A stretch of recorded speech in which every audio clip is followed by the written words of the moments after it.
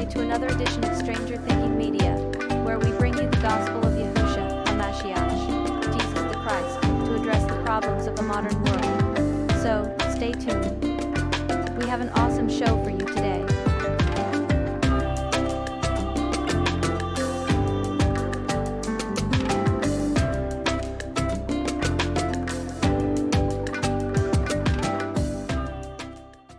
You know, we're gotten to this place in this country where, you know, you can't really mix with the people who are not in your tribe. Like if you wore a Trump MAGA hat in Beverly Hills, they'd ticket you or something. Yes. You know, I mean, that's a sad state of affairs. A country, Yes. you know. Do you think, I mean, we're not surely not talking about a second civil war, but there's such a polarization. There's much talk about it. There's much talk about it. And there's lots of people rooting for it. There's many people who think that we are so divided and they hate the other side. The term that both sides use, one against the other, but they have this in common, is existential threat. Yes. The other side is, they're not just somebody I disagree with. It's just not the distinguished gentleman from across the aisle. No. It's existential threat, hates America.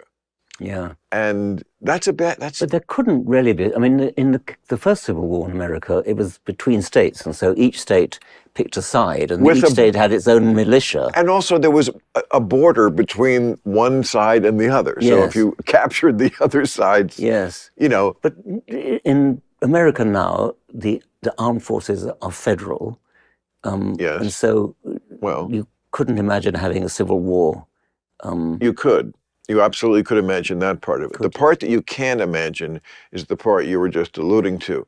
In our first Civil War, it was the northern states and then the southern states. So, you know, there were forays of each army into the other's territory. But we got it. If they captured Washington, they'd win the war. And if we captured the southern capital, we would. We're all marbled together now. There's 4 million Trump voters in California, the bluest state in the country. So we can't have a battle there. But could you have a battle, as many countries have, within the armed forces? Absolutely you could. You could have factions. Trump has factions also in police, FBI. Yes. I never know how that works, because would they obey their officers, or would they each? Well, that's what you find out when the shit hits the fan. You have studied so different types of societies who have been on the brink of, who've been in the middle of a civil war, who've been survived after one. How is America on that timeline? How far along that timeline toward a civil war is the United States? So we have so much good research from really almost the last 100 years of countries around the world. I actually served on a U.S. government task force that was run through the CIA that was designed to help our government predict where around the world civil wars and political instability and political unrest was likely to break out. The CIA is not allowed to look at the United States. It is absolutely not a politicized organization.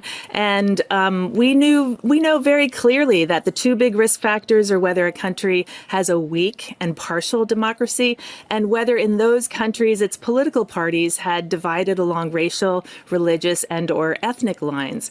So it really didn't take a lot to know those facts and then look to see what was happening here in the United States.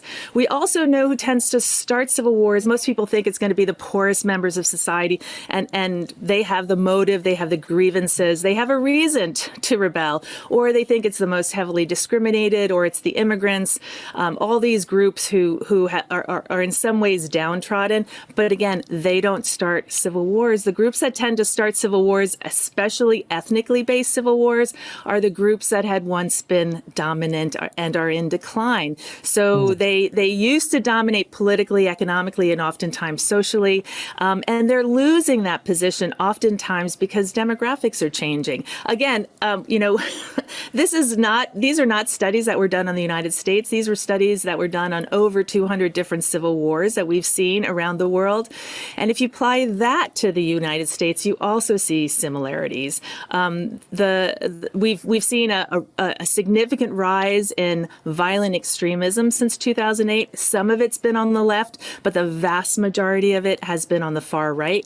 And it's been perpetrated almost exclusively by white men. And again, if you look at the history of the United States, the group that had been dominant since the very inception of our country were white men. They also tended to be Christian, and they are losing that position. It's no longer guaranteed that you're going to get into the best schools or get the best jobs or have economic security your whole life. Suddenly, there's a lot of competition out there, and you see a subset of this population becoming increasingly resentful, angry, and they truly feel that this is their country and that they're being patriots by saving what they believe is the true identity of this country, and they're willing to use violence to do it.